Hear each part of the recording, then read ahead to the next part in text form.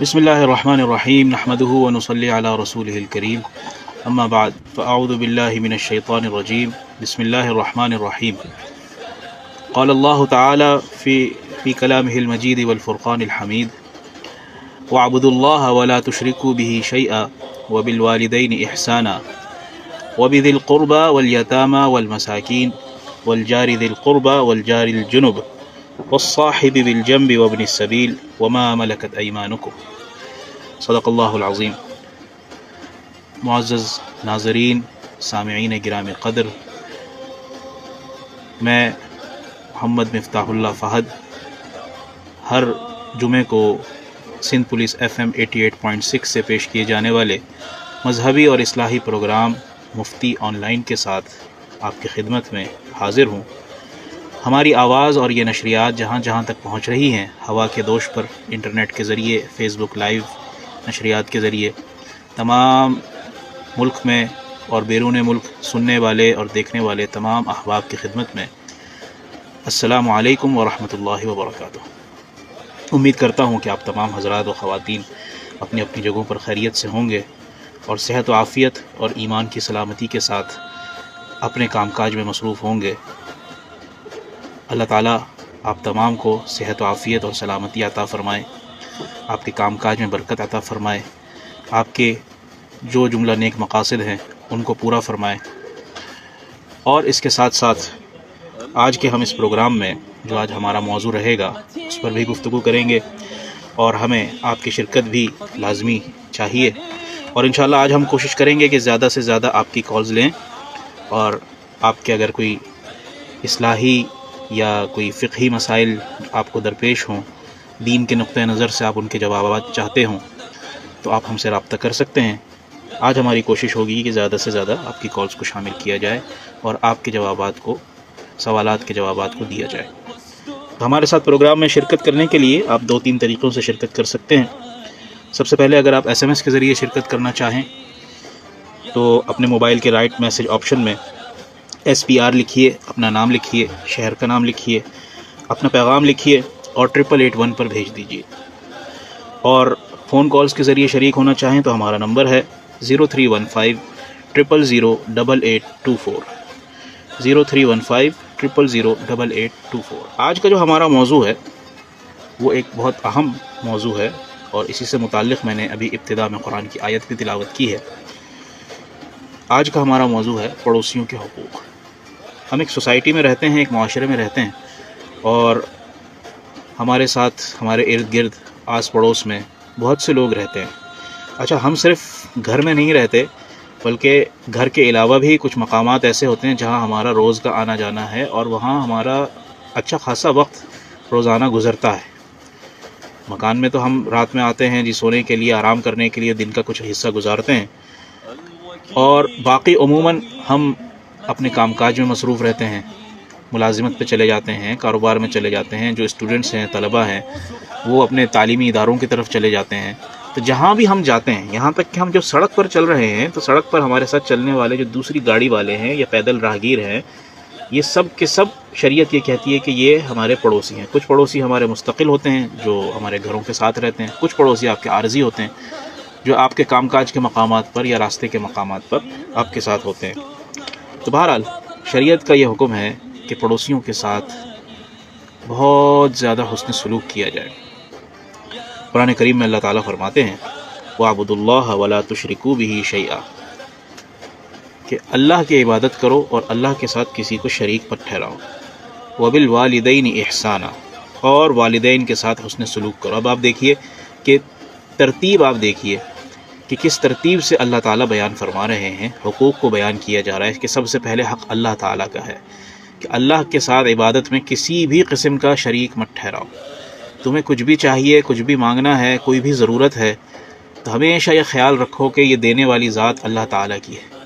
اللہ تعالیٰ نے کسی بھی غیر کو، اپنے علاوہ کسی کو بھی نہ کسی قسم کا اختیار دیا ہے، نہ کسی قسم کی طاقت دی ہے، نہ ہی کسی قسم کی ایسی کوئی بات اللہ تعالیٰ کی طرف سے ہے کہ اگر تمہیں کوئی چیز چاہیے تو فلانے کے ذریعے مانگو یا فلانے سے مانگو، تو ایسی کوئی بات نہیں ہے۔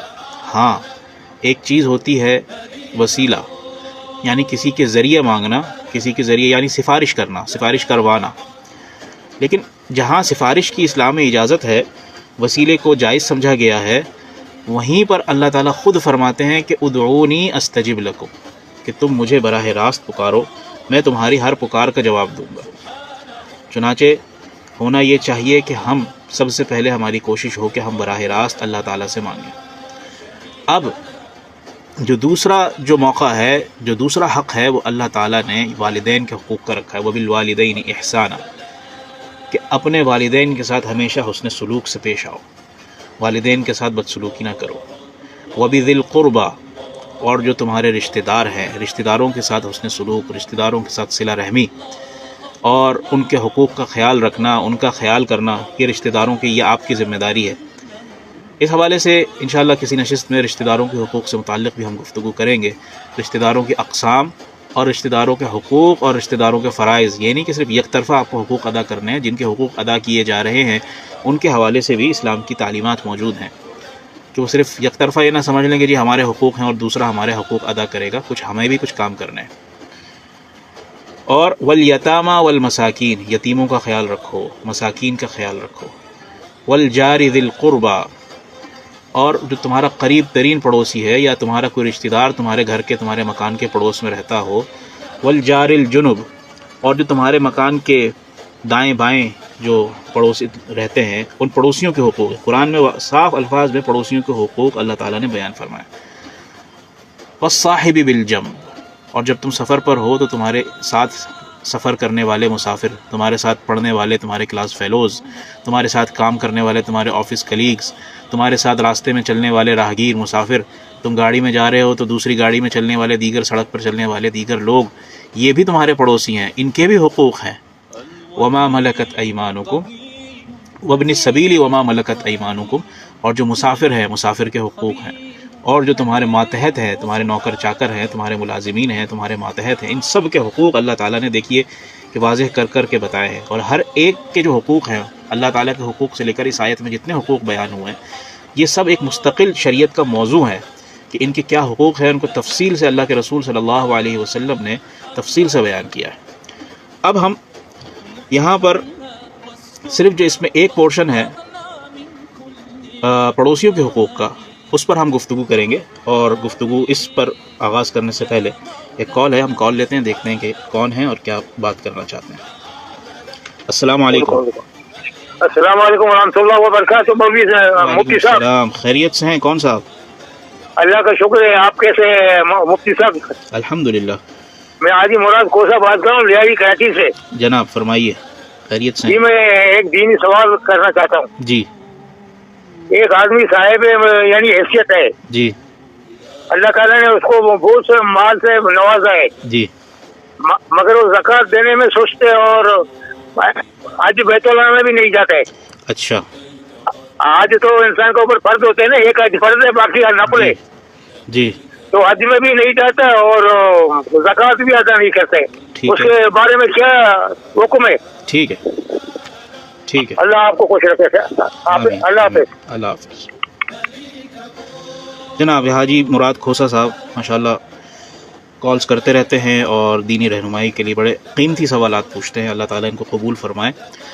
اور اس کے ساتھ ساتھ جتنے ہمارے دیگر ریگولر کالرز ہیں اور ریگولر لسنرز ہیں، اللہ تعالیٰ سب کی وقت دینے کو اور دین کے لیے خدمات کو اور دینی جذبات کو اور دین کے لیے کوششوں کو، یہ سننا اور یہ سیکھنا اور اس پر وقت خرچ کرنا، ظاہر ہے کہ جو سن رہے ہیں وقت تو خرچ ہو رہا ہے، تو یہ بھی ایک خدمت ہے. اللہ تعالیٰ اس سننے کا ثواب عطا فرمائے اور اللہ تعالیٰ ہمیں بھی توفیق دے کہ ہم صحیح رہنمائی کر سکیں، ہماری زبان سے یا ہماری کسی اور انداز سے کوئی ایسی بات ظاہر نہ ہو جو خلاف عقل ہو، خلاف شرع ہو، خلاف دین ہو. اللہ تعالیٰ قبول فرمائے. اچھا، انہوں نے جو سوال کیا ہے کہ ایک آدمی جو صاحب حیثیت ہے مگر زکوٰۃ بھی ادا نہیں کرتا، زکوٰۃ کے معاملے میں بہت زیادہ کوتاہی کا شکار ہے، اور حج میں بھی کوتاہی کرتا ہے کہ حج بھی نہیں کرتا، اتنے صاحب استطاعت ہے کہ وہ حج کر سکے جیسا انہوں نے فرمایا. تو اس کے حوالے سے عرض یہ ہے کہ اسلام کے جو 5 بنیادی شعار ہیں، 5 جسے ارکان اسلام کہتے ہیں، کہ جس کے بغیر جو ہر مسلمان پر جس کو ادا کرنا لازم ہے، وہ ہے سب سے پہلے توحید باری تعالی، یہ رکن اسلام بھی ہے اور اسلام کا بنیادی عقیدہ بھی ہے. اگر اس عقیدے میں ذرا سی خرابی آئے گی تو عقیدہ توحید خراب ہو جائے گا، اور عقیدہ توحید خراب ہے تو نہ ایمان ہے نہ ارکان ایمان اس کے درست ہیں. سب سے پہلے توحید کا عقیدہ درست ہو کہ اللہ ایک ہے، اللہ کے علاوہ کوئی معبود نہیں ہے، اور اللہ نے اس کائنات میں، اس دنیا میں اپنا کوئی نائب، کوئی سپورٹر، کوئی ہیلپر، کوئی اسسٹنٹ، کوئی معاون کسی کو مقرر نہیں کیا. کسی نبی کو نہیں، کسی ولی کو نہیں، کسی بزرگ کو نہیں، کسی فرشتے کو نہیں، کسی اور مخلوق کو نہیں. جو ہے براہ راست اللہ تعالیٰ سننے والا اور جواب دینے والا ہے. ایک بات. دوسری چیز جو دوسرا بنیادی جو ہے وہ ہے نماز، بنیادی رکن. نماز ہر مسلمان پر، مرد و عورت پر ہر حال میں فرض ہے. کھڑے ہو کر نہیں تو بیٹھ کر، نہیں تو لیٹ کر، نہیں تو اشارے سے، ہر حال میں فرض ہے. سفر میں ہو، حضر میں ہو، ہسپتال میں ہو، جہاں بھی ہو، نماز معاف نہیں. اسی طرح جو اگلا ہے وہ ہے روزہ. سال میں 1 مہینے کے روزے رمضان کے مہینے میں روزے رکھنے ہیں، اس میں بھی کسی کو چھوٹ نہیں. انشاءاللہ رمضان کا موقع آئے گا تو رمضان کے موقع پر رمضان کے حوالے سے جو ہماری کوتاہیاں ہیں، بہت سی کوتاہیاں جو ہمارے معاشرے میں پائی جاتی ہیں، رکھتے سب ہیں، کوشش کرتے ہیں، لیکن اس میں کچھ کوتاہیاں کرتے ہیں ہم لوگ، وہ بھی عرض کر دیں گے. اس کے ساتھ ساتھ بنیادی طور پر جو اگلا رکن ہے، چوتھا رکن، وہ ہے زکوٰۃ. زکوٰۃ کے متعلق تو آپ یہ دیکھیے کہ رسول اکرم صلی اللہ علیہ وسلم نے زکوٰۃ کا بہت زیادہ اہتمام فرمایا، اور اس کے لیے باقاعدہ عاملین مقرر کیے، اور ان کے ذمہ یہ تھا کہ مختلف قبیلوں میں، مختلف علاقوں میں جا کر وہ زکوٰۃ وصول کریں. اور رسول اکرم صلی اللہ علیہ وسلم کے اس دنیا سے وصال کے بعد سیدنا ابو بکر صدیق رضی اللہ تعالیٰ عنہ کے زمانے میں جب کچھ قبائل نے زکوٰۃ دینے سے انکار کر دیا تو حضرت ابو بکر صدیق نے یہ اعلان کیا کہ اللہ کے رسول کے زمانے میں اگر یہ زکوٰۃ کے طور پر ایک رسی کا ٹکڑا بھی دیا کرتے تھے، اور اب اس کو وہ دینے سے روک لیا ہے انہوں نے، اب وہ زکوٰۃ نہیں دے رہے، تو میں اس ایک رسی کے ٹکڑے کے لیے بھی ان سے جہاد کروں گا. اور تاریخ گواہ ہے کہ آپ رضی اللہ تعالیٰ عنہ نے منکرین زکوٰۃ، مانعین زکوٰۃ سے کے خلاف جہاد کیا، اور ان کو واپس اطاعت پر لے کر آئے اور ان سے زکوٰۃ وصول فرمائی. اور زکوٰۃ کے بارے میں تو خود قرآن میں آتا ہے کہ والذین یکنزون الذهب والفضة ولا ينفقونها فی سبیل اللہ فبشرهم بعذاب علیم، کہ اے نبی صلی اللہ علیہ وسلم آپ ان لوگوں کو دردناک عذاب کی بشارت دے دیجئے، وہ لوگ جو مال و دولت کو، سونے چاندی کو سینت کے رکھتے ہیں، جمع کر کے رکھتے ہیں، خزانے، خوب بڑے خزانے، بینک بیلنس، زمین جائیداد بنائی ہوئی ہے، اور اس کو اللہ کے راستے میں بطور زکوٰۃ خرچ نہیں کرتے، تو ان کے لیے سخت دردناک عذاب ہے. کیا دردناک عذاب ہے؟ یوم یحمى علیہا فی نار جہنم. یہ اس مال و دولت کو، اس سونے چاندی کو قیامت کے دن جہنم کی آگ میں تپایا جائے گا. جس طرح لوہار لوہے کو تپاتا ہے، کیسے تپاتا ہے کہ اس کو نرم کرنے کے لیے آگ میں ڈالتا ہے اور وہ سرخ انگارہ بن جاتا ہے، پھر اس کے اوپر اپنا ہتھوڑا تیشہ چلاتا ہے اور اس لوہے کو کوئی کسی اوزار کی یا کسی چیز کی شکل دیتا ہے. تو اسی طرح اس سونے چاندی خزانے کو اللہ تعالیٰ قیامت کے دن جہنم کی آگ میں، جو دنیا کی آگ سے 70 گنا زیادہ تیز اور جلانے والی ہے. دنیا کی آگ ذرا سی ہماری ہاتھ پہ لگ جائے تو ہم کیسے بلبلاتے ہیں اور کیسے چیخیں مارتے ہیں، چھلانگیں مارتے ہیں.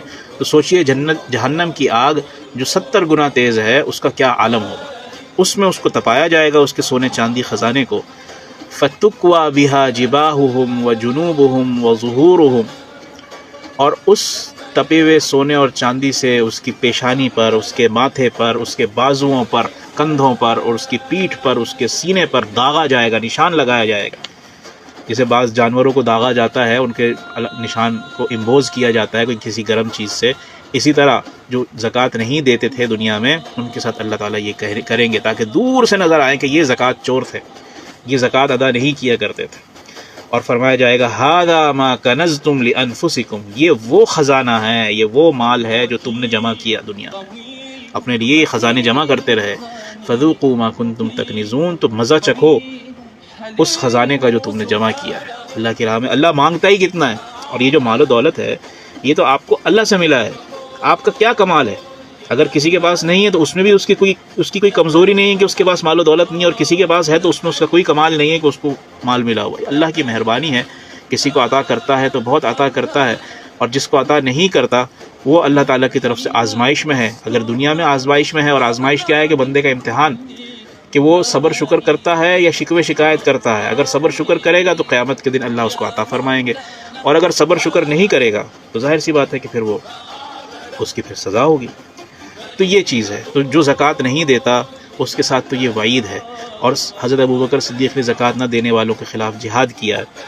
تو زکوٰۃ بہت احتیاط کے ساتھ, اہمیت کے ساتھ اور دیکھ بھال کے نکالنی چاہیے, پوری نکالنی چاہیے, اور اس کو صحیح طریقے سے ادا کرنا چاہیے. ہمارے ہاں یہ بھی بڑی کوتاہی ہے کہ زکوٰۃ دیتے تو ہیں لیکن اس کو کتنا دینا چاہیے, کتنی ہماری زکوٰۃ بنتی ہے, اس کی صحیح کیلکولیشن نہیں کرتے. اچھا, اگر کیلکولیشن بھی کر لیتے ہوں یا زکوٰۃ ادا کرنے میں اہتمام بھی کرتے ہوں تو اس کو صحیح جگہ تک وہ نہیں پہنچتی, صحیح مصرف پر نہیں پہنچتی. انشاءاللہ موقع ملے گا تو یہ جو شعبان رمضان کے مہینے ہوتے ہیں یہ زکوٰۃ وغیرہ سے متعلق ہوتے ہیں, تو اس میں انشاءاللہ ہم کئی سیشنز کریں گے. آپ کے ابھی بھی اگر اس وقت کوئی زکوٰۃ سے متعلق کوئی سوالات ہوں تو آپ وہ بھی کر سکتے ہیں. حج سے متعلق یہ ہے کہ حج تمام فرض عبادتوں میں نماز, روزہ, زکوٰۃ, حج, ان 4 عبادتوں میں سب سے افضل عبادت ہے. اس طرح کہ نماز دیکھیے یہ بدنی عبادت ہے, روزہ یہ بھی بدنی عبادت ہے کہ اس کا تعلق بدن کے ساتھ ہے, زکوٰۃ آپ دیکھیے اس کا تعلق مال کے ساتھ ہے کہ مال سے آپ کو ملتا ہے. اور جو حج ہے, حج میں آپ کا مال بھی خرچ ہوتا ہے اور آپ کا جسے کہتے ہیں کہ مال کے ساتھ ساتھ آپ کی جان بھی خرچ ہوتی ہے, آپ کی مشقت بھی ہوتی ہے. تو یہ حج تمام عبادتوں کی افضل اس طرح ہے کہ اس میں محنت, مشقت, مال زیادہ خرچ ہوتا ہے. اور حج کے بارے میں اللہ کے رسول صلی اللہ علیہ وسلم کی بہت بے شمار احادیث ہیں. سب سے بڑی حدیث تو یہ ہے کہ من حج للہ, جو شخص اللہ کے لیے حج کرتا ہے, فلم یرفث ولم یفسق, اور وہ حج کے دوران نہ کسی سے جھگڑتا ہے, نہ کسی سے کوئی بری بات کرتا ہے, نہ کوئی گالی گلوچ کرتا ہے, صبر و برداشت کا مظاہرہ کرتا ہے, جو کہ حج کے موقع پر ایک بڑا مشکل کام ہوتا ہے. ایسے حالات سے آپ گزرتے ہیں کہ آپ تصور نہیں کر سکتے. جنہوں نے حج کیا ہے ان کو اس کا اندازہ ہے. اللہ تعالی ہم سب کو, مجھے اور آپ کو سب کو حج کی توفیق عطا فرمائے. جنہوں نے حج نہیں کیا, جس میں میں اور آپ بھی ہیں, اللہ تعالی ہمیں حج کی توفیق عطا فرمائے. اور جنہوں نے حج کیا ہوا, اللہ تعالی انہیں بار بار اپنے گھر کی سعادت, حاضری کی سعادت نصیب فرمائے. تو جو حج کرتا ہے اور حج میں کوئی جھگڑا نہیں کرتا, صحیح ترین احادیث میں سے ہے, تو وہ جب اپنے گھر واپس لوٹتا ہے تو اس حال میں لوٹتا ہے کہ اللہ تعالیٰ نے اس کے نامہ اعمال کے تمام گناہوں کو مٹا کر صاف کر دیا ہوتا ہے. اور ایسا صاف کیا ہوتا ہے کہ جیسا آج ہی وہ اپنی ماں کے پیٹ سے پیدا ہوا. جب نومولود بچہ پیدا ہوتا ہے وہ کتنا پاکیزہ ہوتا ہے, کتنا مقدس ہوتا ہے, یعنی کہ اس کے ساتھ تو آپ کسی گناہ کا تصور کر ہی نہیں سکتے کہ اس نے کوئی گناہ بھی کیا ہوگا. تو ایک بچہ جس طرح معصوم ہوتا ہے, تو حاجی بھی جب ایسی کیفیت میں اب حج کر کے واپس لوٹتا ہے تو وہ بھی اسی معصومیت کے ساتھ, اسی نامہ اعمال کی صفائی کے ساتھ لوٹتا ہے. اور جو شخص حج نہیں کرتا, ایک تو ہے کہ کسی کے اوپر تو حج فرض ہی نہیں ہوا, اتنا مال جمع ہی نہیں کر سکے کہ وہ حج کر سکے, اور ایک شخص ہے جو حج نہیں کرتا سب کچھ ہونے کے باوجود, یا حج کرنے میں ٹال مٹول کرتا ہے. بہت سے لوگ ہیں کہ جی آخری عمر میں حج کریں گے, ابھی بیٹیوں کی شادی کرانی ہے, ابھی اولاد کی تعلیم ہے, اور اس طرح کی بہت سی باتیں ہیں, تو حج کو ٹالتا ہے, مؤخر کرتا ہے. بھائی زندگی موت کا کیا بھروسہ, آپ نے بیٹی کی شادی کی وجہ سے آپ رکے ہوئے, اور کل کو آپ نہ صحت آپ کی رہے یا آپ دنیا سے ہی چلے جائیں, پھر کیا کریں گے, پھر اللہ کو کیا منہ دکھائیں گے. تو ایسے شخص کے بارے میں رسول اللہ صلی اللہ علیہ وسلم نے فرمایا کہ جو شخص حج نہیں کرتا اور حج کو ٹالتا ہے تو وہ یہودی ہو کر مرے یا نصرانی ہو کر مرے, یہودی ہو کر مرے یا عیسائی ہو کر مرے, اللہ کو اس کی کوئی پرواہ نہیں. یعنی ایک طرح سے اس کو اللہ کے رسول صلی اللہ علیہ وسلم نے دین سے ہی خارج قرار دے دیا, ایمان سے ہی خارج قرار دے دیا. ہم اس کا کوئی فتویٰ نہیں دیتے کہ وہ کافر ہے کیا ہے. بہرحال اس کو یہ دیکھنا چاہیے کہ اللہ کے رسول صلی اللہ علیہ وسلم نے اتنی بڑی وعید فرمائی ہے, اتنی بڑی بدبختی کا اس کے بارے میں فرمایا ہے کہ یہ ایسا شخص جس کے پاس توفیق تھی اور وہ حج نہیں کر سکا یا حج نہیں کرتا. اللہ تعالی ہمیں محفوظ فرمائے, اور جب بھی توفیق ملے ہم اس توفیق کے مطابق اللہ کے گھر کی زیارت کریں. ایک کالر اور لیتے ہیں, پھر اس کے بعد انشاءاللہ ہم کوشش کریں گے کہ اپنے موضوع پر گفتگو کریں. السلام علیکم ورحمۃ اللہ. وعلیکم السلام ورحمۃ اللہ وبرکاتہ. مفتی صاحب, میں مسز کامران کراچی سے بات کر رہی ہوں. جی, بہت مفصل گفتگو خیر حاصل آپ نے فرمائی, اس کو ریپیٹ کر کے میں وقت ضائع آپ کا نہیں کرنا چاہتی. ذرا میں نے دیر میں جوائن کیا, لیکن جتنا بھی تھا 5-10 منٹ کا وہ میں نے سنا. آج کا مجھے ٹاپک تو نہیں پتا کہ آپ ایک ہی ٹاپک پہ کر رہے ہیں, لیکن ایک جو ہمارا معاشرتی ایک بڑا المیہ ہے, اگر آپ اجازت دیں تو وہ آپ کے سامنے رکھنا چاہتی ہوں. جی. وہ یہ کہ کہیں بھی ہو تو انسان بہت جلدی دوسرے سے بدگمان ہو جاتا ہے، جی تہمت لگاتا ہے، اور جس طرح سے بھی ہو اس میں دل آزاری بھی آ گئی، خاص طور پہ ہم مختلف چینلز میں، اور آپ جس چینل پہ تشریف فرمائیں وہاں بھی آج کل بہت زیادہ وہ ہو رہا ہے کہ بیچارے آرجیز جو ہیں وہ لسنرز کو سنبھال نہیں پا رہے، ظاہر دو ٹوک تو بات کر نہیں سکتے وہ، لیکن آپ تھوڑا سا یہ بتائیے کہ یہ تو ایک ایسا پبلک فورم ہے نا کہ ہر ایک اپنی رائے کا اظہار کر سکتا ہے خوبصورت الفاظ میں، باحیا الفاظ میں، خواتین اور حضرات دونوں، جی لیکن کچھ بہت پرسنل ہو جاتے ہیں، مجھے کسی کا نہیں پتا کہ کس کے بارے میں ہو رہی ہے، لیکن 2-3 دن سے مارننگ کے اور شام کے پروگرام میں جو آرجیز ہیں بیچاری وہ بہت پریشان ہیں، تو میں نے کہا کوئی اور نہیں کر رہا، میں ذرا سا ہمت کر کے آپ کے سامنے یہ مسئلہ لے کر آؤں جو ایک بہت ہی بڑا مسئلہ ہے، صرف آپ اتنا ارشاد فرما دیجیے کہ تہمت اور بدگمانی جو ہے، کیونکہ ہمارے پاس کوئی اتھینٹسٹی تو نہیں ہے نا کسی کے بارے میں کچھ کہنے کی، جی تو ہم پھر بھی کہہ رہے ہوں تو اس کے بارے میں اللہ کی طرف سے اور نبی پاک صلی اللہ علیہ وسلم کی طرف سے کیا ارشادات ہیں اور وعید کیا ہے؟ سب سے بڑی بات وہی، شاید ہم اس سے لرز جائیں اور توبہ کر لیں، استغفار کر لیں کہ ہم کسی کو نہ کہیں، بس اپنے رائے کا اظہار کریں۔ جی بہت شکریہ مفتی صاحب، بس مجھے اتنا ہی عرض کرنا تھا۔ اللہ حافظ۔ جزاکم اللہ، بہت شکریہ۔ مسز کامران ہمارے ساتھ تھیں اور انہوں نے بھی ہمارا ایک بہت بڑا معاشرتی مسئلہ ہے اس کا انہوں نے تذکرہ کیا، اور واقعی میں آج کل کی ہماری سوسائٹی میں اگر ہم آج کی اپنی سوسائٹی کو جتنا ہم سمجھتے ہیں کہ ہم ٹیکنالوجی کے حساب سے بہت ترقی یافتہ ہیں، تعلیم کے لحاظ سے بہت ترقی یافتہ ہیں، اور تہذیبی لحاظ سے بہت متمدن اور تہذیب یافتہ ہیں، لیکن آج کے ہم اپنے حالات کو آج سے 1400-1450 سال پہلے کے حالات پر اگر ہم اس کا کمپیریزن کریں، اس کا موازنہ کریں، تو ہمیں یہ نظر آتا ہے کہ ہمارے حالات ان جیسے ہی ہیں، اور انہی جیسے ہمارے حالات ہیں۔ جو برائیاں اس وقت اس زمانے میں اس معاشرے میں پائی جاتی تھیں، کم و بیش ایسا ہی ہمارا حال ہے۔ تو نوع انسانی، نسل انسانی نے تو یوں لگتا ہے کہ ان 1400-1500 سال میں کوئی ترقی کی ہی نہیں۔ وہ قرآن جو آج سے 1500 سال پہلے تقریباً نازل ہوا، وہ قرآن تو آج یوں محسوس ہوتا ہے کہ 1500 سال پہلے نہیں، آج نازل ہوا ہے۔ اور ہماری غفلت کا عالم یہ ہے کہ ہم تو اپنے دین سے ہیں ہی دور، اپنے اللہ سے دور، اللہ کی نازل کردہ کتاب قرآن سے دور، اور تو اور اب ہم اخلاقیات کی ہر منزل کو بھی پار کر چکے ہیں۔ ایک زمانے میں جو ہمارے پاکستانیوں کو، ہمارے ملک کے لوگوں کو، اس شہر کے لوگوں کو بڑا با اخلاق اور ملنسار اور مہذب سمجھا جاتا تھا، آج ہم اپنی تمام اخلاقی حدود و قیود کو پامال کر رہے ہیں اور اس کو کراس کر رہے ہیں۔ اور کہنا تو نہیں چاہیے کہ خدا نہ خواستہ ہمارے والدین نے، ہمارے بڑوں نے ہماری ایسی تربیت کی ہے، لیکن آج یوں لگتا ہے کہ واقعی میں شاید ہمارے بڑوں نے یہی تربیت ہماری کی ہے، تو جو بہت افسوسناک بات ہے۔ محترمہ نے جو 3 باتیں کہی ہیں، میں اس حوالے سے جو قرآنی تعلیمات ہیں وہ میں آپ کے سامنے پیش کرتا ہوں۔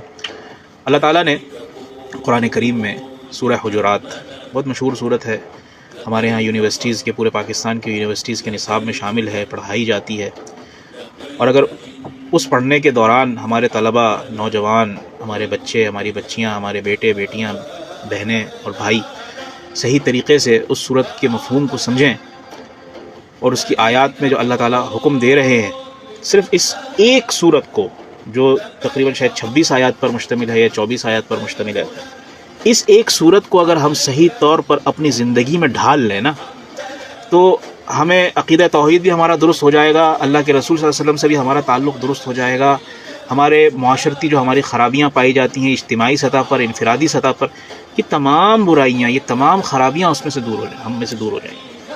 یہ ہمارے اندر جینڈر ڈسکریمنیشن ہے، ہمارے اندر قومیت کی بنیاد پر، برادری کی بنیاد پر، شکل و صورت کی بنیاد پر، رنگ و نسل کی بنیاد پر تعصبات پائے جاتے ہیں، یہ سب کا سب ایک ہی صورت میں اللہ تعالیٰ نے ایڈریس کیا ہے۔ تو اگر ہم اس کی تفصیل اور تفسیر صحیح سے پڑھ لیں تو یہ ہمارے لیے ذخیرہ آخرت ہے۔ اسی میں سے میں کچھ آیات پیش کروں گا۔ اللہ تعالیٰ نے سورہ حجرات کے ایک حصے میں 6 اجتماعی خرابیوں کا ذکر کیا ہے، تو اس میں جو چند خرابیاں ہیں جو آج کے ان کے سوال سے متعلق ہے وہ میں عرض کرتا ہوں۔ اللہ تعالیٰ فرماتے ہیں، یا ایھا الذین آمنوا اجتنبوا کثیرا من الظن، اے ایمان والو، اگر آپ کے دل میں ایمان ہے، ایمان رکھتے ہیں، اللہ پر ایمان ہے، اللہ کے رسول صلی اللہ علیہ وسلم پر ایمان ہے، روز آخرت پر ایمان ہے، تقدیر پر ایمان ہے، فرشتوں پر ایمان ہے، تو آپ کو چاہیے کہ اس آیت کو دل کے آنکھوں سے اور دل کے کانوں سے دیکھیں اور سنیں اور پڑھیں کہ اللہ تعالیٰ فرماتے ہیں کہ اے ایمان والو، کثرت گمان سے یعنی بدگمانی سے، کثرت سے بدگمانی سے پرہیز کرو، کثرت بدگمانی سے پرہیز کرو۔ تم تو گمان کر لیتے ہو کسی کے متعلق، ایک ذہن بنا لیتے ہو کہ فلاں ایسا ہے اور فلاں ویسا ہے، لیکن یہ تمہارا گمان ضروری نہیں ہے کہ صحیح ہو، اور اکثر گمان بدگمانی پر مشتمل ہوتے ہیں، اور اکثر گمان ناجائز ہوتے ہیں، اکثر گمان حرام ہوتے ہیں، جسے بدگمانی کہا جاتا ہے۔ اسی کو اللہ تعالیٰ نے فرمایا کہ ان بعض الظن اثم، کہ بعض گمان گناہ ہوتے ہیں۔ کسی کے بارے میں کوئی نظریہ قائم کر لینا، کوئی پرسیپشن بنا لینا، اور اپنی رائے کو اور اپنے نظریے کو صحیح سمجھنا، اور دوسرے کی رائے پر اپنی رائے کو مسلط کرنا، اور نام لے کر یا بغیر نام لیے الزام تراشی کرنا، تو ظاہر سی بات ہے آدمی گمان کے حساب سے ہی، گمان کی وجہ سے ہی کسی پر الزام تراشی بھی کرتا ہے، اور باقی سارے گناہ کے افعال انجام دیتے۔ ان بعض الظن اثم، کہ یہ گمان کی طرف، بدگمانی کی طرف نہ جاؤ۔ اور حدیث میں آتا ہے ایاکم والظن، آگاہ رہو بدگمانی سے، ہمیشہ خبردار رہو، بدگمانی نہ کرو، بدگمانی سے بچو۔ صاف الفاظ ہے فإن الظن اکذب الحدیث، او کما قال صلی اللہ علیہ وسلم۔ آپ صلی اللہ علیہ وسلم نے فرمایا کہ بدگمانی سے بچو، کیونکہ بدگمانی جھوٹی باتوں میں سب سے زیادہ جھوٹی بات ہے۔ آپ کو اگر کسی کے بارے میں کوئی مسئلہ ہے، کوئی پریشانی ہے کہ فلاں ایسا ہے، آپ کو کوئی اطلاع پہنچی کہ یار وہ تو آپ کے بارے میں ایسی بات کر رہا تھا، یا اس کے بارے میں کسی کے بارے میں پتہ چلا کہ وہ تو ایسا ہے، تو آپ کسی کے سنی سنائی باتوں پر کوئی نظریہ قائم نہ کریں، کوئی تاثر قائم نہ کریں، بلکہ اگر آپ اس سے مل سکتے ہیں، اس سے ملاقات کر سکتے ہیں، تو آپ ملاقات کر کے مل کر اس سے براہ راست پوچھ لیجیے۔ اس میں شرمانا کیسا؟ اور اس کو بتائیے کہ جی آپ کے بارے میں کچھ لوگ ایسی باتیں کرتے ہیں، ان کا نام نہ لیں، کیا آپ کے اندر یہ خرابی پائی جاتی ہے، آپ کے اندر یہ بات پائی جاتی ہے؟ سنی سنائی باتوں سے دوسروں کے بارے میں خیال کرنا، اور آج ہمارا معاشرے کی سب سے بڑی خرابی کی وجہ ہے کہ ہمارے ہر ایک کے بارے میں، جس شخص کو کامیابی ملتی ہے اس کے بارے میں یہ گمان کرتے ہیں کہ اس کو 2 نمبر طریقے سے، جعلی طریقوں سے یا غلط راستوں سے اس کو کامیابی ملی ہے۔ کوئی اگر منصب اقتدار پر فائز ہو جاتا ہے تو اس کے بارے میں بات کرتے ہیں کہ یہ غلط طریقے سے آیا ہے۔ اگر آپ اس صاحب اقتدار تک، صاحب مسند تک آپ پہنچ سکتے ہیں تو براہ راست آپ پوچھیں، اتنی ہمت ہے تو بدگمانی کر کے اس کے بارے میں غلط رائے رکھ کر، غلط رائے کا اظہار کر کے، ایک تو آپ اپنے گناہ کو بھی ضائع، اپنے اعمال کو ضائع کر رہے ہیں، گناہ کما رہے ہیں، دوسرا اپنے اعمال اس شخص کے کھاتے میں ڈال رہے ہیں۔ تو اتنا بڑا بدگمانی کا اتنا بڑا گناہ ہے۔ اور یہ جو تہمت ہے یا الزام تراشی ہے، یہ غیبت کی ایک قسم ہے۔ اسی آیت میں اللہ تعالیٰ نے فرمایا وَلَا يَغْتَبْ بَعْضُكُمْ بَعْضًا، تم میں سے کچھ لوگ دوسرے لوگوں کی غیبت نہ کریں۔ غیبت کسے کہتے ہیں؟ غیبت کہتے ہیں کہ کسی شخص کے پیٹھ پیچھے اس کی برائی کرنا۔ اگر وہ خرابی اس آدمی کے اندر ہے تو وہ غیبت ہے، اور اگر وہ خرابی اس کے اندر نہیں ہے، آپ الگ سے ایسی کوئی بات کر رہے ہیں مزے لینے کے لیے، چسکے لینے کے لیے، یا اس کو برا بنانے کے لیے، دوسروں کے سامنے جسے کہتے ہیں نا گندا کرنے کے لیے، تو ایسی بات کہلاتی ہے بہتان، الزام تراشی، تہمت، جو غیبت سے بھی سنگین گناہ ہے۔ غیبت کا گناہ اپنی جگہ، اور اس کے علاوہ جو جھوٹ بولنے کا، الزام تراشی اور بہتان کا جو گناہ ہے، تو سمجھیے کہ عذاب در عذاب۔ اور یہ وہ گناہ ہے، کسی کے ساتھ بدگمانی، کسی کی خفیہ جاسوسی، اس کے ٹوہ میں رہنا، کسی کی غیبت کرنا، تہمت لگانا، چغل خوری کرنا، بدگوئی کرنا، فحش کلامی کرنا کسی کے لیے، جب تک آپ اس شخص سے خود جا کر معافی نہیں مانگیں گے اور وہ آپ کو معاف نہیں کرے گا، تب تک آپ کی معافی نہیں ہے۔ انہی گناہوں کا قیامت کے دن جو بھگتان بھگتنا پڑے گا، میں نے شاید غالباً گزشتہ جمعے کو بھی یہ حدیث بیان کی تھی کہ مسکین کون شخص ہے، گزشتہ نہیں، اس سے پیوستہ جمعے کو میں نے بیان کی تھی کہ مسکین کون شخص ہے۔ مسکین وہ شخص ہے جو قیامت کے دن نیکیوں کے انبار لے کر جائے گا، اور اس کی ان حرکتوں کی وجہ سے غیبت میں مشغول تھا، بہتان میں مشغول تھا، ٹوہ میں مصروف تھا، ہے نا، کون کیا کر رہا ہے، کس چکر میں پڑا ہوا ہے، کس سے مل رہا ہے، کہاں آ رہا ہے، کہاں جا رہا ہے، پڑوسی کیا کر رہا ہے، اس کے بچہ کیا کر رہا ہے، وہ اس کی بیٹی کیا کر رہی ہے، گھر نوجوان بچیوں کے پیچھے، ہے نا، خواتین کے پیچھے لوگ لگ جاتے ہیں، اور بڑے نمازی ہوتے ہیں، لمبی لمبی داڑیاں، ریش سفید بزرگ، اور ماتھے پہ سجدے کے نشان، محراب، تکبیر اولیٰ کے ساتھ وہ نماز پڑھتے ہیں، لیکن آتے جاتے کس ٹو میں رہتے ہیں کہ فلاں گھر کی خاتون کیا کر رہی ہے، وہ بچی کوچنگ سے آ رہی ہے پڑھ کر تو کہاں جا رہی ہے، بازار کیوں جا رہی ہے، کس سے مل رہی ہے، دروازے پر کون کھڑا ہے، کس کے گھر میں کتنی دفعہ آن لائن فوڈ ڈیلیوری والے آ رہے ہیں، یہ کر رہے ہوتے ہیں ہمارے بعض بزرگ۔ کیا فائدہ ان کی ایسی نمازوں کا جب قیامت کے دن اللہ یہ ساری عبادتیں لے کر دوسروں کے کھاتے میں ڈالے گا اور آخر میں صرف گناہوں کے پہاڑ بچیں گے، تب کیا کریں گے؟ کیا فائدہ ایسی عبادتوں کا؟ تو غیبت کرنے والوں کے ساتھ بھی ہوگا. اور غیبت کی جو مذمت اللہ تعالیٰ نے بیان فرمائی ہے کہ ایحب احدکم، کیا تم میں سے کوئی پسند کرے گا ان یاکل لحم اخیہ میتا، کہ اپنے مردار بھائی کا گوشت نوچ نوچ کے کھائے. فکرہتموہ، تم تو اس کو بہت کراہت والا کام سمجھتے ہو، تمہیں تو اس سے کراہت آتی ہے، تم تو گھن آتی ہے تمہیں اس سے. کراہت تو ہلکا لفظ ہے، گھن آتی ہے تمہیں. اور اس گھن کے باوجود جس کام سے تمہیں گھن آتی ہے تم وہ کام کر رہے ہو، اپنے بھائی کے پر اس طرح کی حرکتیں کر رہے ہو. اللہ تعالیٰ سمجھنے عمل کرنے کی توفیق عطا فرمائے. کسی کے ساتھ بدگمانی کرنے کی، چاہے وہ حکمران ہوں، صاحب اقتدار ہوں، آپ کے بڑے ہوں، آپ کے چھوٹے ہوں، آپ کے رشتہ دار ہوں، آپ کے دوست ہوں، نہ بدگمانی کریں، نہ غیبت کریں، نہ تہمتیں لگائیں. اس سے صرف اور صرف ہمارے اپنے عبادتیں برباد ہو جاتی ہیں. اللہ تعالیٰ سمجھنے عمل کرنے کی توفیق عطا فرمائے. ایک کالر کو اور شامل کرتے ہیں. السلام علیکم ورحمۃ اللہ. وعلیکم السلام مفتی صاحب، آپ کو بہت بہت سلام. جی وعلیکم السلام. کون صاحب بات کر رہی مفتی صاحب میں نکٹ بات کرنی ہے بلدیہ سے. ہیں؟ جی میری ایک بہن ہے، اس کا نام قرۃ ہے. جی وہ بہت زیادہ بیمار رہتی ہے جس طرح سے. تو کیا نام صحیح ہے یا کوئی مسئلہ ہے؟ نام تو ٹھیک ہے، تو بیمار ہیں تو کیا کرنا ہے بتائیے. وہ اکثر بیمار رہتی ہیں، ان کی طبیعت ٹھیک نہیں رہتی، تو کبھی کیا مسئلہ کبھی کیا مسئلہ ہوتا ہے. ایسا کوئی وظیفہ بتا دیں کہ اپن کی وہ ٹھیک ہو. جی میں بتا دیتا ہوں. ایک میری بتیجی ہے، اس کا نام عائد فاطمہ ہے. کیا وہ نام صحیح ہے؟ کیا نام ہے دوبارہ بتائیے. عائد فاطمہ. عائش، آیت فاطمہ. آیت فاطمہ. جی. ٹھیک ٹھیک ہے میں بتا دیتا ہوں. قرۃ العین اور آیت فاطمہ. جی ٹھیک ہے. ٹھیک ہے مفتی صاحب. اوکے السلام علیکم. تو یہ نگہت صاحبہ فرما رہی تھیں کہ ان کی بہن قرۃ العین بیمار ہے. اللہ تعالیٰ انہیں شفائے کاملہ عاجلہ دائمہ مستمرہ نصیب فرمائے، ان کی تمام پریشانیوں کو دور فرمائے. دیکھیے بیماری کے لیے، ہر بیماری کے لیے ضروری نہیں ہے کہ یہ ہمارے ہاں جو ایک تصور ہے خاص طور پر خواتین میں معذرت کے ساتھ یہ تصور پایا جاتا ہے کہ یہ کسی نے کچھ ہم پر جادو کرا دیا ہے، بندش کرا دی ہے، کوئی ٹوک لگا دی ہے. یہ سب اپنی جگہ پر حقیقت ہے، درست چیزیں ہیں، لیکن یہ ضروری نہیں ہے کہ ہر کام میں ہر دفعہ ایسا ہی ہو. تو سب سے پہلے تو ظاہری اسباب کو اختیار کیا جائے، ڈاکٹری علاج کرایا جائے. اگر ایک ڈاکٹر سے شفا نہیں ملتی، کے پاس علاج سے شفا نہیں ملتی، تو دوسرے ڈاکٹر کے پاس جائیں، تیسرے ڈاکٹر کے پاس جائیں. اگر اس طریقہ علاج میں شفا نہیں ہے تو طریقہ علاج تبدیل کیجیے. حکیمی علاج ہے، ہربل علاج ہے، ہومیوپیتھک ہے. ان چیزوں کو پہلے اختیار کیا جائے. کیا پتہ اللہ تعالیٰ اس میں سے کسی طریقے میں آپ کے لیے شفا رکھی ہو. اور ساتھ میں سب سے اہم جو ہم چھوڑ دیتے ہیں، جس سے ہم غافل رہتے ہیں، ڈاکٹر کے پاس جائیں تو ساتھ میں رات کو پھر مصلی بچھا کر اللہ کے سامنے ہاتھ بھی اٹھائیں کہ اے اللہ تو مجھے معاف فرما، میرے گناہوں کو معاف فرما اور مجھے شفا عطا فرما. یا گھر والے، ماں باپ، بہن بھائی جو ان کے لیے دعا کرنا چاہیں ان کے لیے دعا کریں. یہ یاد رکھیے کہ ایک روایت میں ملتا ہے کہ اللہ تعالیٰ روزانہ رات کے وقت میں آدھی رات کے بعد آسمان دنیا پر تشریف لاتے ہیں. یعنی پہلے آسمان پر تشریف لاتے ہیں اور وہاں سے صدا لگاتے ہیں، الا من مستغفر فاستغفر له، الا من مسترزق فارزق له، الا من مستشف فاشفی له.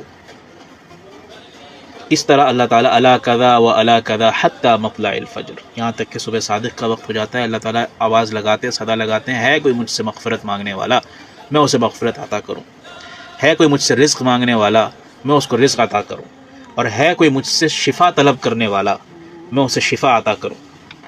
رات کے وقت جب ہم سب سو رہے ہوتے ہیں، دنیا خواب غفلت میں محو خواب ہوتی ہے، تو اس وقت جو لوگ اٹھ کر اللہ کے نام کو بلند کرتے ہیں، اللہ سے مانگتے ہیں، اللہ تعالیٰ انہیں عطا فرماتے ہیں. ہمارے پیارے نبی صلی اللہ علیہ وسلم رات کا 2/3 حصہ، 2/3 حصہ، آدھی رات سے زیادہ کا حصہ اللہ سے مانگتے ہوئے گزارتے تھے. اور اللہ سے کیا مانگتے تھے؟ یا ربی امتی امتی، اے اللہ میری امت، اے اللہ میری امت. اور ہم سب آپ صلی اللہ علیہ وسلم کی امتی ہیں، کم از کم کچھ راتیں اللہ کے لیے خرچ کریں. تو یہ تو ہو گئی دعا کی بات. دوا اور دعا، باقی چیزوں کے چکر میں نہیں پڑنا ہے. بطور وظیفہ سب سے بڑا جو وظیفہ ہے وہ میں آپ کو بتا دیتا ہوں. قرآن کی آیات سب سے بڑا وظیفہ ہے، اور قرآن کی آیات کا ایک وظیفہ ہے جو بزرگوں نے مرتب کیا ہے اور بہت فائدہ مند چیز ہے. آپ کو وظائف کی کتابوں میں بآسانی مل جائے گا. 3 چیزیں میں آپ کو بتا دیتا ہوں. سورۃ الفاتحہ قرآن کریم کی جو سب سے پہلی سورت ہے 7 مرتبہ، اور ایک وظیفہ ہے منزل کا جو قرآن کریم کے منتخب 33 آیات کا وظیفہ ہے، اس میں بھی سورہ فاتحہ شامل ہے. یہ سورہ فاتحہ الگ ہے، اور اس کے اندر جو سورہ فاتحہ ہے وہ اس کے اندر شامل ہے، وہ 7 مرتبہ سورہ فاتحہ، 7 مرتبہ منزل، اور 7 مرتبہ آیات شفا. یہ قرآن کریم کی 6 منتخب آیات ہیں، چھوٹی چھوٹی آیات شفا. یہ گوگل پہ آپ لکھ کے سرچ کریں گے تو آپ کو گوگل امیجز پہ آرام سے اس کی تصویر مل جائے گی. وظائف کی کتابوں میں بھی آپ کو مجموعہ وظائف میں آپ کو مل جائے گا. تو یہ 3 چیزیں سورہ فاتحہ، منزل اور آیات شفا، ان کو آپ 7 مرتبہ پڑھ کر پانی کی بوتل پر دم کر لیں، اور وہ پانی سارا دن مریض کو پلائیں. اور یہی چیزیں پڑھ کر صبح 1 مرتبہ اور شام کو 1 مرتبہ مریض کو پڑھ کر دم کر دیں، پھونک دیا کریں. گھر میں بچے بیمار ہیں، بچوں کو نظر لگ جاتی ہے، بچے روتے ہیں، ضد کرتے ہیں، جسمانی اور کوئی تکلیف ہے، بخار ہے نہیں اتر رہا، کوئی سخت سے سخت مرض ہے جو ڈاکٹروں سے علاج میں نہیں ہو رہا، یہاں تک کہ کینسر ہے، یہاں تک کہ گردوں کی پتھریاں ہیں، یہاں تک کہ ٹیومرز ہیں، یہاں تک کہ السرز ہیں، ان سب امراض میں انشاءاللہ چھوٹا منہ بڑی بات اللہ تعالیٰ قرآن کریم کی ان آیات کی برکت سے ثواب عطا فرمائیں گے. اور قرآن کریم کے بارے میں ایک بات اور ذہن میں رکھیں، قرآن کریم یہ تعویذ بنا کر گلے میں لٹکانے کی، یہ وظیفے کے طور پر پڑھ کے پھونکنے کی کتاب نہیں ہے. قرآن کریم عمل کرنے کی کتاب ہے، اس پر عمل کرنے کی بھی کوشش کریں اور ارادہ کریں اور نیت کریں. اور جو دوسرا انہوں نے پوچھا نام بچی کا ہے آیت فاطمہ. ناموں کے حوالے سے پہلے بھی ایک دفعہ میں عرض کر چکا ہوں، نام ہونے چاہیے بامعنی اور بامقصد. نام سے بچے کی شخصیت پر بہت گہرا اثر مرتب ہوتا ہے. فاطمہ تو بہت پیارا اور بہترین نام ہے، رسول اللہ صلی اللہ علیہ وسلم کی صاحبزادی کا نام ہے، خاتون جنت کا نام ہے، حضرت سیدہ فاطمہ الزہراء رضی اللہ تعالی عنہا کا نام ہے. اس نام سے خوبصورت تو کوئی نام نہیں ہو سکتا. البتہ جو آیت ہے، اصل تو بچی کا نام ہے آیت. فاطمہ تو برکت کے لیے لگا ہے، جس طرح ہمارے ہاں ناموں میں زیادہ تر ناموں لڑکوں کے ناموں میں شروع میں محمد آتا ہے، لیکن اصل نام تو محمد نہیں ہوتا. محمد تو برکت کے لیے ہم نے، کہ اللہ کے رسول صلی اللہ علیہ وسلم کے نام سے نسبت کے لیے ہم نے رکھا ہوتا ہے. تو اسی طرح یہ فاطمہ اصل بچی کا نام ہوا آیت. آیت کا معنی ہوتا ہے نشانی، آیت کا معنی ہوتا ہے علامت، آیت کا معنی ہوتا ہے قرآن کی کوئی آیت. تو اس کا ویسے کوئی معنی بنتا نہیں ہے. اگر اس کو تبدیل کر کے صرف فاطمہ کر دیا جائے تو اس سے اچھا کوئی نام نہیں ہو سکتا. فاطمہ کر لیں، یہ صحابیات میں سے امہات المومنین میں سے کوئی نام رکھ دیں، خدیجہ ہے، فاطمہ ہے، عائشہ ہے، رقیہ ہے، زینب ہے، ان میں سے کوئی نام رکھ لیں. اور ورنہ پھر اس کو مختصر کر کے فاطمہ کر لیں، اور ویسے اس میں کوئی ایسی بات نہیں ہے. تو یہ مختصر سی باتیں تھیں، یہ ہمارے کالرز نے سوالات کیے. ہمارا جو اصل موضوع تھا وہ تھا پڑوسیوں کے حقوق کے حوالے سے، اور اس پر تو ہمیں آج اتنی زیادہ گفتگو کا موقع بھی نہیں ملا، مگر پھر چند باتیں میں آپ سے عرض کر دیتا ہوں پھر بھی. اور چلے عرض کرنے سے پہلے ایک کال اور ہے، وہ ہم کال لے لیتے ہیں، پھر اس کے بعد موقع ملا تو، کیونکہ ابھی چند منٹ رہ گئے، اگر ہم اس پر گفتگو شروع کریں گے تو یہ موضوع ادھورا رہ جائے گا. تو ایسا کرتے ہیں کہ آج ہم کالز پر ہی اکتفا کرتے ہیں، اور اس موضوع کو پھر اگلی نشست کے لیے رکھ لیں گے، اور اس پر مزید پھر تفصیل سے مزید گفتگو کریں گے انشاءاللہ. السلام علیکم. مفتی صاحب، میں کراچی سے گلبائی سے عبدالرحیم بات کر رہا ہوں. جی اچھا مفتی صاحب، آپ سے ایک مسئلہ پوچھنا ہے کہ قضاء تعلقی کے حوالے سے بتا دیجیے. مسئلہ ہے کہ اس سے اسلام سے خارج ہوتا ہے انسان، اس کے کیا مسائل ہیں؟ قطع تعلق سے اسلام سے خارج ہونا؟ نہیں ایسی تو کوئی بات نہیں، میں باقی باتیں بتا دیتا ہوں. ٹھیک ہے، جزاک. عبدالرحیم صاحب نے سوال کیا کہ قطع تعلق سے انسان کیا اسلام سے خارج ہو جاتا ہے؟ نہیں جی، قطع تعلق بہت بڑا گناہ ہے. حقوق العباد کے گناہوں میں سب سے بڑا جو گناہ ہے والدین کے حقوق کے بعد، یہ ہے قطع تعلق. اور قطع تعلق تو ایسا گناہ ہے کہ اللہ تعالیٰ اس کو عذاب ہوگا اس چیز کا. اور جو شخص قطع تعلق نہیں کرتا، ہوتا ہے رشتہ داروں میں حسد ہو جاتی ہے، نفرت ہو جاتی ہے، لڑائی جھگڑے ہو جاتے ہیں، اس کے باوجود اگر کوئی شخص اپنے رشتہ داروں کے ساتھ، خاص طور پہ قطع تعلق کا تعلق جو ہے آپ کے رشتہ داروں کے ساتھ ہے، صلہ رحمی کے ساتھ. ایک ہے صلہ رحمی اور ایک ہے سلوک، اپنی استطاعت، توفیق اور بساط کے مطابق ان کا خیال کرنا. اور قطع تعلق یا قطع رحمی ہے کہ رشتہ داروں کے ساتھ بالکل کٹ آف کر لینا، ان کے ساتھ بالکل بھی جسے کہتے ہیں کہ تعلق رابطہ ضابطہ نہ رکھنا.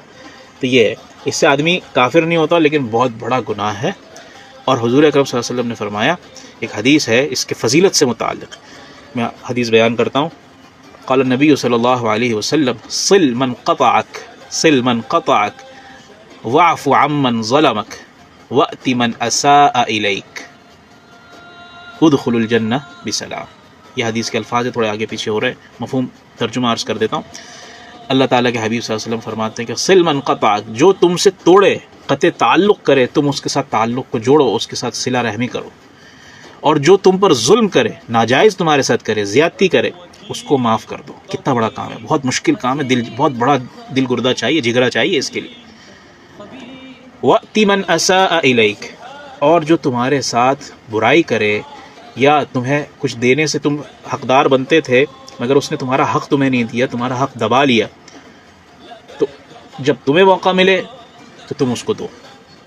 تم یہ نہ کرو کہ اس نے میرے ساتھ برائی کی تھی تو میں بھی برائی کروں گا، ٹٹ فار ٹیٹ نہیں۔ اس کا دیکھ رہا ہے اللہ تعالیٰ، اس کا بدلہ اللہ تعالیٰ دیں گے، لیکن تمہیں جب موقع ملے تو تم اس کے ساتھ برائی نہ کرو، تم اس کے ساتھ اچھائی سے پیش آؤ، تم اس کو اس کا حق دو۔ فرمایا کہ جو شخص یہ 3 کام کر لیتا ہے نا، صلہ رحمی کرتا ہے، ظلم کرنے والے کو معاف کر دیتا ہے، برائی کرنے والے کے ساتھ بھی اچھا سلوک کرتا ہے، اس کو اس کا حق دیتا ہے، تو حضور اکرم صلی اللہ علیہ وسلم نے فرمایا کہ ایسے شخص کی جنت میں داخلے کی ضمانت میں دیتا ہوں۔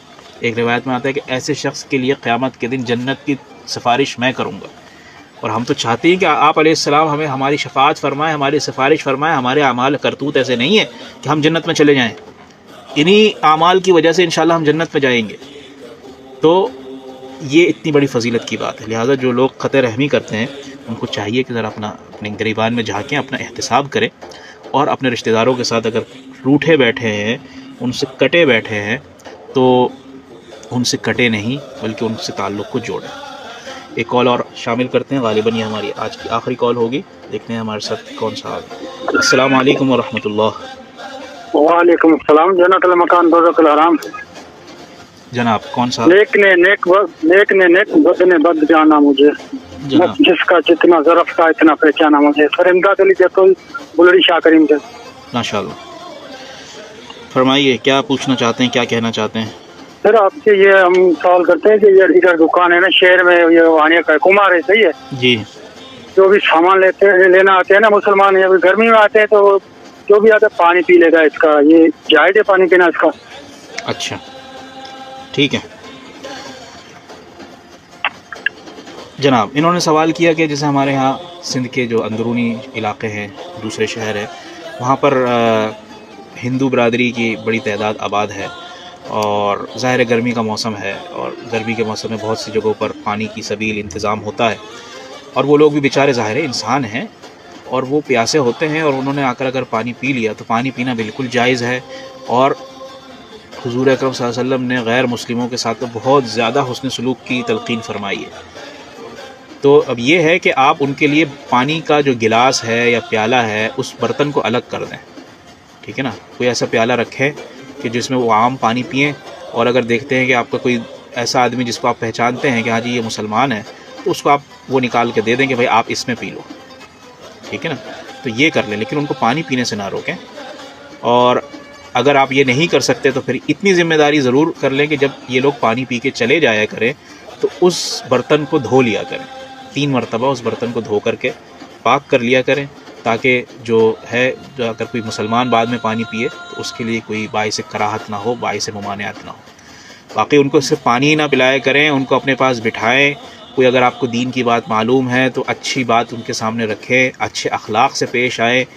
ضروری نہیں ہے کہ کوئی اسلام اگر قبول کرے گا تو کسی دینی جماعت کی یا کوئی تبلیغ کرنے سے، دعوت دینے سے ہوگا، آپ کے اخلاق سے بندے کو مسلمان ہونا چاہیے۔ اور ایسے واقعات صحابہ کے ملتے ہیں کہ انہوں نے جا کر دوسروں سے کوئی اسلام کی بات نہیں کی، کوئی اللہ رسول قرآن حدیث کی بات نہیں کی، بلکہ اپنے اعمال اور کردار ایسا رکھا کہ لوگ خود ان سے پوچھنے پر مجبور ہوئے کہ بھائی کون ہو تم لوگ، اور پھر پورے علاقے مسلمان ہوئے۔ اور آپ تاریخ کا مطالعہ کرنا چاہیں تو آج جو انڈونیشیا اور ملیشیا کے لوگ مسلمان ہیں وہ اسی طرح مسلمان ہوئے کہ صحابہ وہاں گئے، انہوں نے تجارت کی، ان کے مسلمانوں کی تجارت کے اصول دیکھ کر وہ لوگ مسلمان ہوئے، اور آج پورا انڈونیشیا ملیشیا مسلمان ہے، اور دنیا کا سب سے بڑا اسلامی ملک انڈونیشیا ہے۔ تو یہ چیز ہے، تو غیر مسلموں کے ساتھ بہت زیادہ حسن سلوک کا مظاہرہ کرنا چاہیے۔ تو یہ آج کا ہمارا پروگرام تھا، آج کی ہماری یہ نشست تھی۔ انشاءاللہ اپنے اسی موضوع کے ساتھ، پڑوسیوں کے حقوق کے اس موضوع کے ساتھ، انشاءاللہ اگلے جمعے کو پھر ہم گفتگو کریں گے۔ اللہ تعالیٰ تب تک ہمیں اور آپ کو صحت و سلامت اور عافیت نصیب فرمائے۔ سندھ پولیس FM 88.6 کے پلیٹ فارم سے مجھے محمد مفتاح اللہ فہد کو اجازت دیجیے۔ السلام علیکم ورحمۃ اللہ وبرکاتہ۔